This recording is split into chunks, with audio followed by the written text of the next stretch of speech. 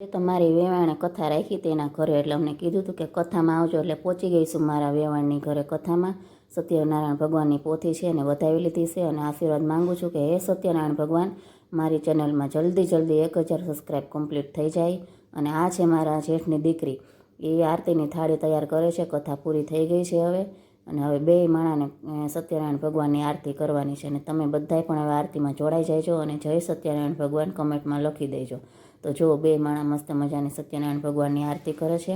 અને એ આરતી કરે ને ત્યાં સુધીમાં તમે મારી ચેનલને લાઇક, શેર અને સબસ્ક્રાઈબ કરતા જઈજો. લાઇક, શેર અને સબસ્ક્રાઈબ તો તમે કરતા જ નથી. હવે મને એવું લાગે છે કે મારી યુટ્યુબ ફેમિલી અરે ના તો તોડી નાખવો જોઈએ, પણ મને આ યુટ્યુબ ફેમિલી વગર તો જરાય ગમતું જ નથી. હમણાં તો બહુ બીજી હતી, એટલે વિડીયો બનાવવાનું પણ હમણાં બંધ હતું. અને આ છે નહીં મારા વેવાણ છે. મારા વેવાણને તમે ઓળખો છો ને? મારા વેવાણ ખાલી દેખાય જ ડેન્જર છે, બાકી તો દિલના બહુ જ ભોળા છે. ધોમ તડકાના જાત્રામાં ગયા હતા ને ધોમ તડકાની કથા રાખી, એટલે બધાને તેડાવી લીધા છે. એટલે આપણે આવ્યા વગર તો છૂટકો જ નથી અહીંયા. અને કથા પૂરી થઈ ગઈ છે, એટલે હવે જો મહાપ્રસાદને આપણે ફટોફટ ઝાપટવા માંડ્યા છીએ.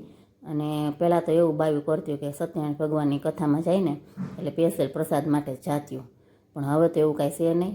અને હવે લેવાનું છે અમારે શાકભાજી, એટલે અમે ત્રણેય હાહુઓ પહોંચી ગયું છે શાક માર્કેટમાં. હજી લીંબુનો ભાવ તો એવો ને એવો જ છે અમારે. તો મળીએ નેક્સ્ટ વિડીયોમાં. જય